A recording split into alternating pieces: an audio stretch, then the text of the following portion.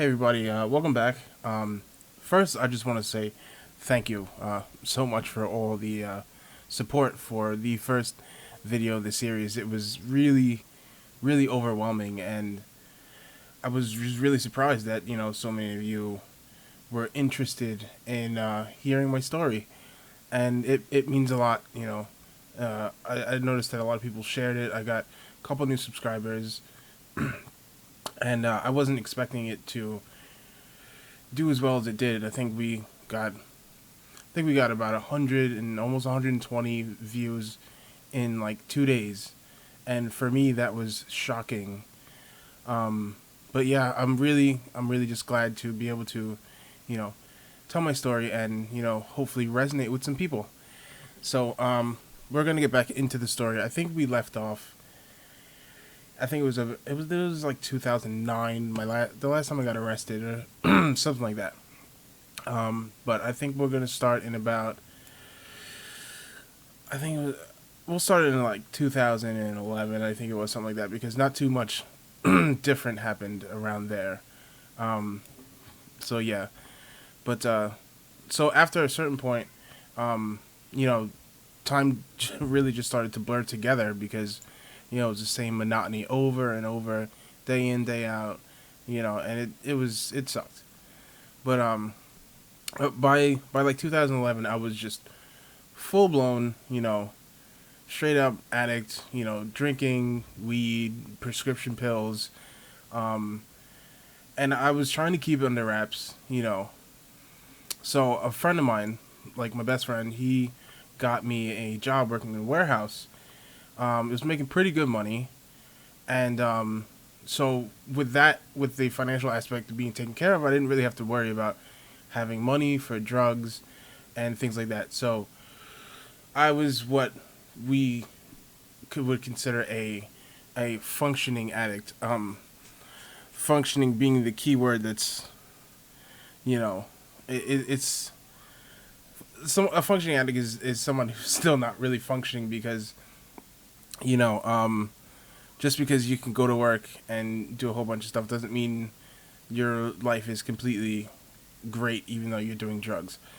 Um, so I managed to hold the job. I mean, just barely, really, because I was always showing up late and just not performing the best that I could be because I was always up, you know, the night before till like 4 or 5 a.m. running around, and just out in the streets or doing just even if I wasn't running around outside, I was just doing a whole bunch of drugs and just not sleeping and trying to party.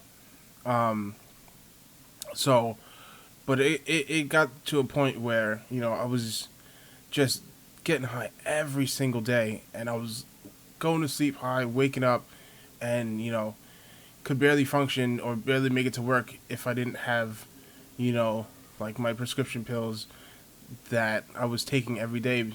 Now that I look back on it, I was already overly dependent, just straight up like physically and mentally. Like I didn't think I could do anything if I didn't have my drugs.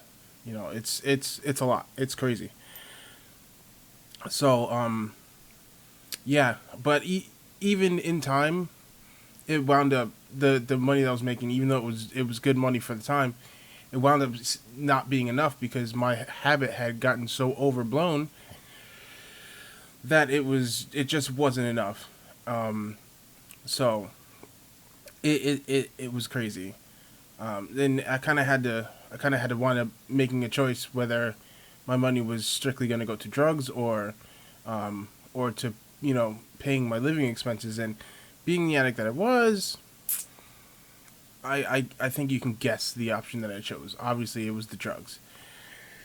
So I think I worked there for like 2 years, but eventually I wound up getting fired because so I wound up getting fired because I was stealing from the company for like for like a year at least. I think it was or something like that. Um, but the owner of the warehouse, I guess he must have been checking the invoices, and most of what everything that was coming in some of it wasn't going back out. So, he started to add it up. And yeah, I remember it was like it was yesterday. Um, he came out of the office and he was like, basically demanded to see what I had in my bag because I would bring a book bag with me to work every day. I still do it now. It's I don't know. It's the thing. Um, and my luck, I had just put a bunch of crap in my bag. Like, I don't know. It was probably at least $100 worth of stuff. And so he was like, let me see your bag. And I was like, I tried to play it off. I'm like, for what? Yada yada yada. And looking back, I don't know if he could have done it, but either way, he was justified because he's spending money on all this stuff, and it most of it's not making it to where it's supposed to go. So he demanded to see what I had in my bag. So I went and I showed him, and I opened it, and I was trying to not show him everything that was in the bag, but yeah, it didn't work out so well. There was too much stuff in my bag, and so he was like, take the stuff out of your bag, and so I took the stuff out of my bag, and he went back in the office. He cut me a check for for the days that I had worked that week, and he was like, don't ever come back. And so that's how I lost that job, and it was just it was embarrassing, and to say the least, because it was like I kind of had made friends there. Um, I mean, granted, there was only like what 2 or 3 other people that worked there, but it was embarrassing nonetheless. So after I lost that job, I was pretty much jobless and just like scrounging up, to see if I could get drugs and taking on like debt from people, and it was just shitty. Um, so I think from like 2012 to 2013, I didn't really. I think it was like the end of 2012 into 2013. I didn't really hold a.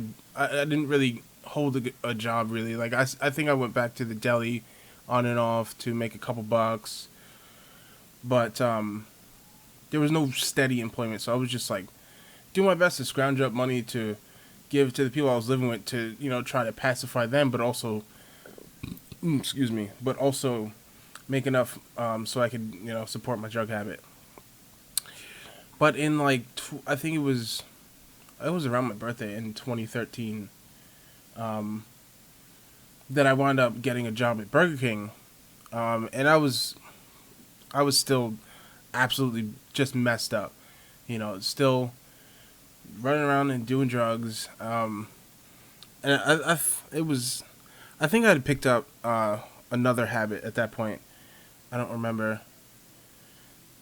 Yeah, it's kind of blurry, but I think I had picked up another habit at that point. So, you know, and when I started working at Burger King, it was terrible because I was already like deep in my addiction, and it was to the point where I was like getting high in the bathroom, like after closing time, or hell, even during work hours. I'd be like, yeah, I'm gonna go take a 15-minute break and just spend it either in the bathroom or outside behind like the garbage dumpsters that we threw the garbage into, and just getting high and going back into work. And I think nobody really questioned it, only because I was like that when I came in, so they probably kind of thought that's how I was, like just this weirdo who just like disappears and comes back and stuff. But working there, I did some crummy things to people that I worked there with, and it wasn't really right. But it is what it is. I don't think I held that job for more than a year though, because I was just out of it. But while I was working there, towards the end of my tenure working there, I was a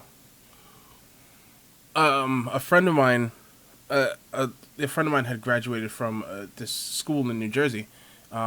It was more of a certificate school, or like a trade school, kinda, and it was recommended that I give it a shot, and I didn't really want to, but I really didn't have much of a choice at the time because I mean it seemed like a good idea, A, and then B, I needed to prove to the people that I was staying with that I was trying to, change and like do better. So, yeah, I think in the last episode I mentioned how, celebration is, a big pitfall in recovery, or in just in life, trying to like stay clean and keep it together. Well, I had wound up getting accepted into the school, and I cleaned my act up for like a month or two, and I was doing good. I wasn't really doing anything at this point. But I had gotten into school and I had gotten like my scrubs because I had gotten into a pharmacy tech program, which is overly ironic. Because I was doing prescription pills and I'm like, yeah, I'm gonna go be a pharmacy tech. Yeah, that's gonna work out. But so I was doing good at that time. I was clean and I was starting school, and so we started school, and yeah, so I was doing good. I was doing all my work and stuff in class, and I had wound up doing better at my job as well because I'm not doing the drugs anymore, so I'm not like always late or doing some craziness. And I think like 3 or 4 weeks into being in school, I had some money put to the side, so I was like, okay, cool, I'm doing great. And I wound up saying, yeah, you know what, I can afford to treat myself a little bit. And I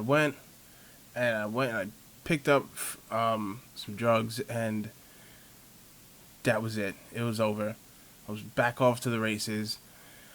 Um, I remember the last time that I was supposed to go to school. I had I was supposed to meet up with my friends who always drove us to school in New Jersey because I was living in Staten Island, so it was kind of tough to get to the school in Jersey without a ride. But I was that day I was supposed to meet up with them, I think it was like 3 p.m. or like 2 or 3 p.m. so we could get to school for like 3. But I was too busy picking up drugs from my dealer and smoking and getting high in the staircase. And by the time I knew it, it was already like 3 o'clock, and I don't know why I still went to the meetup spot, but I did. And I called them, and they were like, even though they had already called me a ton of times, I ignored it because I was geeking out in the staircase, high as a kite, and so scared to answer the phone because it's like I felt like they were going to see me through the phone, what I was doing. So I think that's the last day I was ever I was supposed to go to school. Um, because after that, it was and I had just gotten paid that day too. And then after I was supposed to meet up with them, my drug addict brain was like, meh, forget it. It's not that important. Um, so I wound up just going and spending every last dime on drugs that day. And I didn't really know what else to do because I couldn't go back to where I was living because I'm like, okay, well, the money I was supposed to give for like to help out with rent and everything is gone, and I have no explanation that I can give to somebody in their right mind as to why I don't have any money left.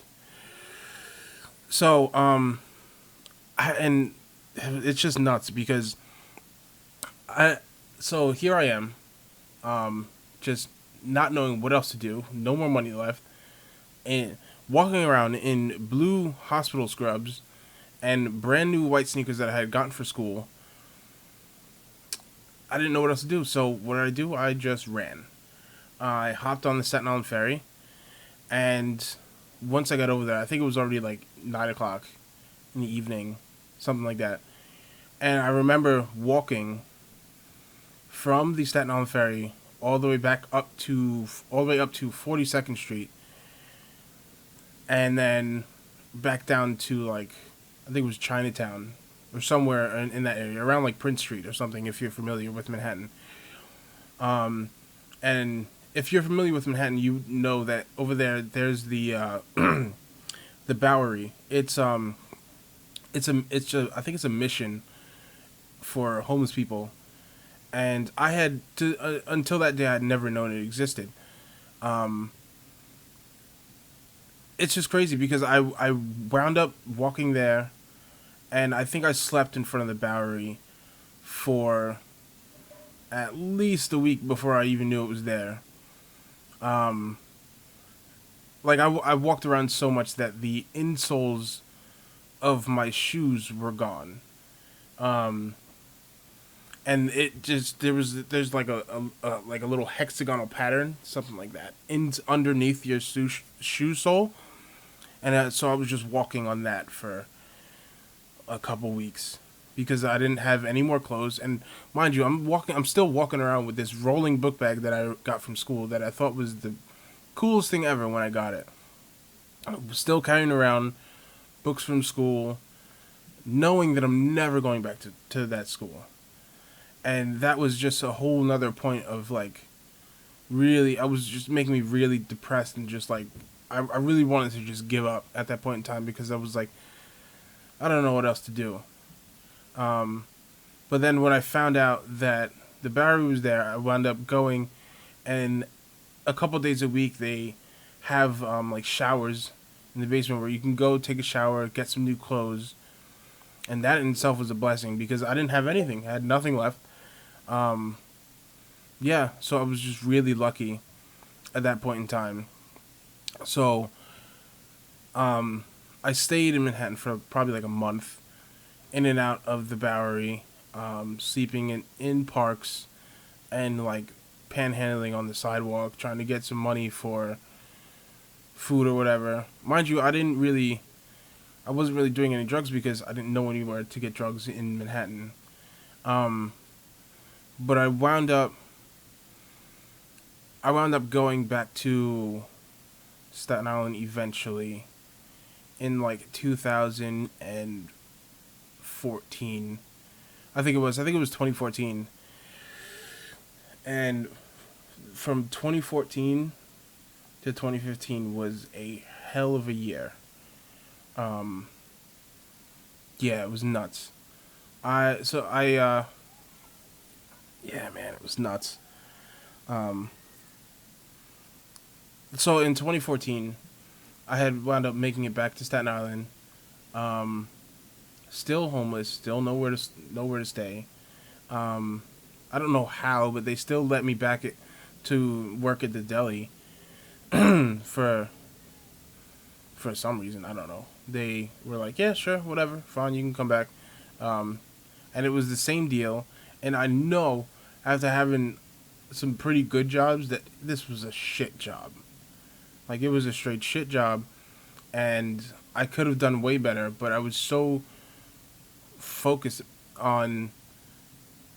Hold on, let me sidetrack. See, this is where um, addiction is so messed up because even after not doing drugs for a while, I was so ready to get back out there as soon as I got some money to go pick up some drugs. Like, so crazy.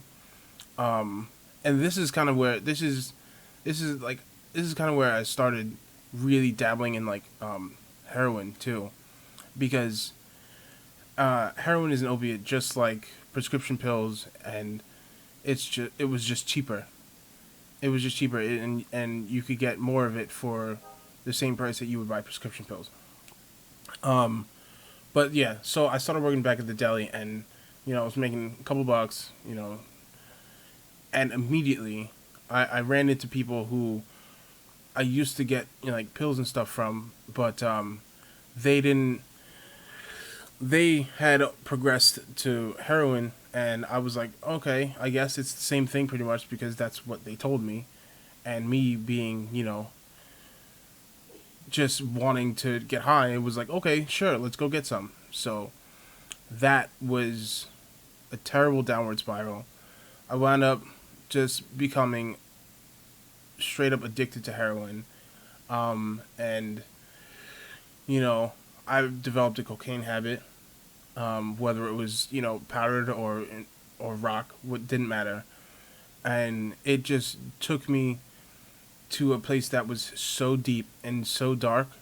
I literally did not think I was gonna live to see 25 years old, because I was smoking crack in staircases, and I was robbing stores, and then I mean a lot. It was just bad, and I was realistically I was blowing through more money by the time it was like mid 2014. I was blowing through more money than most people make in a week on just drugs. Mind you, I still had nowhere to sleep, nowhere to stay, but I had heard rumors that there was a foreclosed house in the neighborhood that I was staying in. Turns out it was true.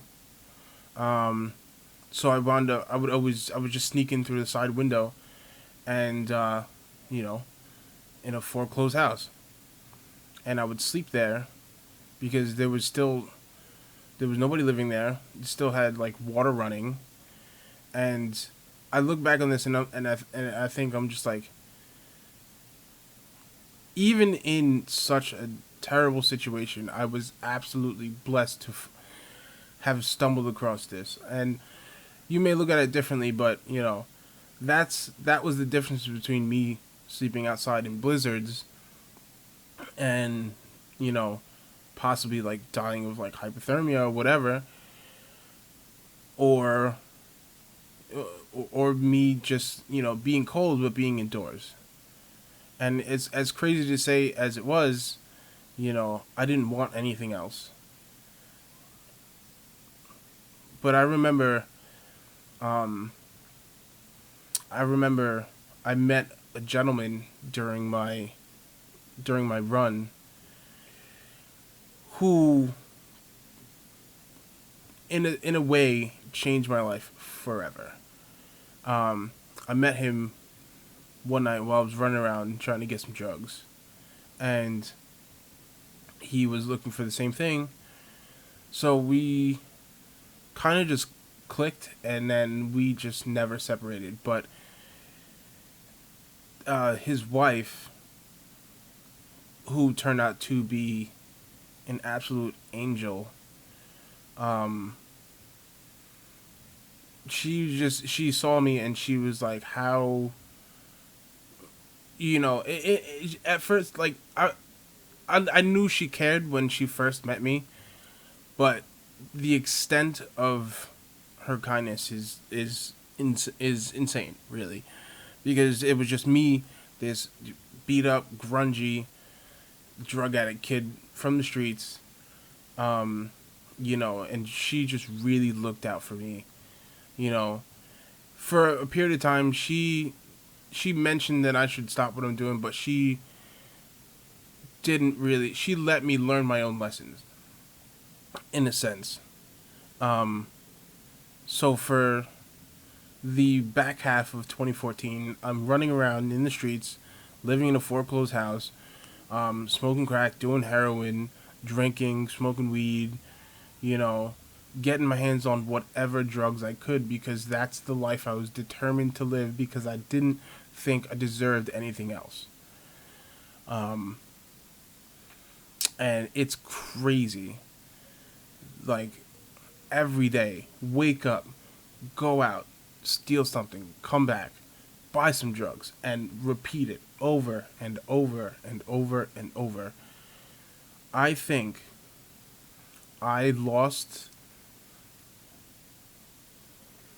at least 100 pounds. Like, I'm a hefty dude. Like, right now, I'm probably weigh like 270, 275. When, man, I was skinny. Like, even if you saw me, you wouldn't think I was that skinny, because I was wearing like two pairs of pants, like two hoodies and a coat. Um, so I looked bigger than I was, just so I could stuff a whole bunch of stuff to steal in my jacket. Um, but the last time, this is the time that changed my life, forever. I was one night. I was so desperate and so drugged up that I went to go steal some things from a store. Just a little backstory. The place that I went to steal, I had gotten caught there before, and they don't they don't play. Like I won't mention what store it is, but they don't play. Like their security is so tight and so crazy that they prosecute people like hard for almost whatever. So what happened was I had went there. I had went to like three different stores prior to that, and I couldn't get anything. So I think it was like 11:30, 12 o'clock in the evening. Um, just at like it was. I think this was the beginning, like early 2015. I'm talking about like January 2nd or 3rd. Um, I had went into the store, and I just knew I had to leave with something. So I went in, and I tried to steal a couple of boxes of 5 hour energies, right? Because I that's what I would do. And I would steal them and I would sell them, and it would be enough for me to go out and buy some drugs. So I went in, and as I'm leaving, they stopped me right at the door. They say, "Yeah, you gonna pay for those?" And I'm like, me playing dumb. I'm like, "What are you talking about?" And he was like, come have a seat in the office. And I was gonna run. Like let's be honest, I was gonna run, but there were like three of them, and they were like, just come in the office. And so I went and I sat down, and they had me from like 4 or 5 different angles, putting it in my jacket, walking into the store, putting it in my jacket, and then trying to walk out. Red-handed, caught, red-handed, like smoking gun. So I I knew. I was like, I'm done. It's over. Um, they called the police, and when the police got there, they said, listen, and I'll never forget. Like, I know there's a whole bunch of stuff going on with the police and stuff, and some cops absolutely suck. But this one cop was probably the nicest dude I ever met. Um, he was like, listen, tell me now. He was like, do you have anything else on you that you could get in trouble for? And I had my pipe, and I had like 2 pills inside my jacket, and I was like, yeah. So he was like, okay. I told him what it was, and he took it. He wrapped it up in a napkin, and he threw it in the garbage, and he said, that doesn't exist. And just to be frank, had he not done that, I would have went straight to jail, because I would have gotten charged with paraphernalia, um, possession of a controlled substance. I would have been absolutely screwed. So I got arrested. I went to the precinct that night, and I saw the judge the next day, and the lawyer was like, listen. He was like, I don't know if this is because you have a drug problem. He was like, but I recommend you go to treatment. And in my brain, that was the furthest thing. I was like, forget you, bro. Treatment? Nah, none of that. So, yeah, I was like, no, forget that. So the judge, I finally made it in front of the judge, and the judge was like, I don't know. I guess he must have spoken to the lawyer or whatever. He was like, if this is about drugs, he was like, I suggest you go get treatment. He was like, if I ever see you in my courtroom again, I'm going to lock you up, and that's it. I'm not gonna give you a break, nothing. He was like, it's gonna be over. I'm gonna put you in Rikers Island, and you're gonna stay there. And I was like, man. And in the back of my head, I'm like, yeah, whatever. So they let me out with a fine. I don't know. I got lucky. They let me out with a fine, and my friend's wife was there. He was there. His wife was there, and the girl that I was dating at the time was there. and they were the his wife was like, she was like, that's it, that's it. She was like, you're going to treatment, and I was like, no. She was like, I don't care if I have to beat your ass and drag you there. You're going to treatment. And so she took me that night to her house, um, cut my hair, got me some clothes to shower, and the next day, I, she took me down to the treatment center. Me and her husband to the treatment center. And this was on January 15th. January 15th, 2015. So the last day that I used was January 14th of 2015. Um, it was a crazy time. I mean, there's much more in there, but those are just the main points of what happened and how I got to treatment. Because without meeting who I met,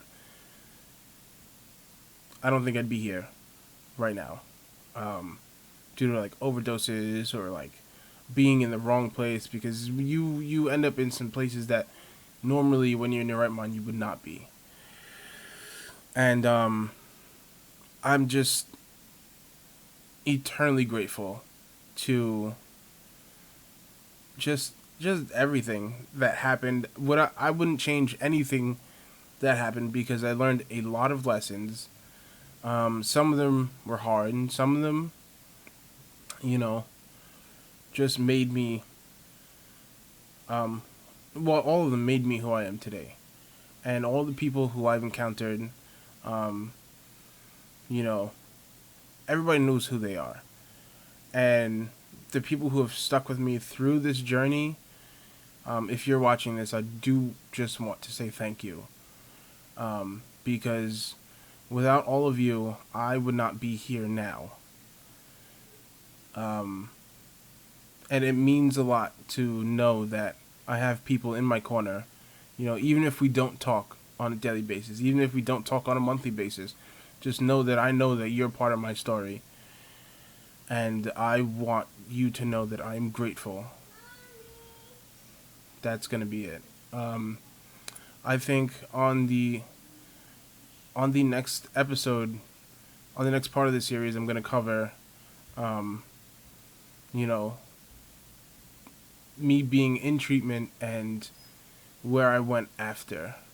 And then we'll come current to where I am today.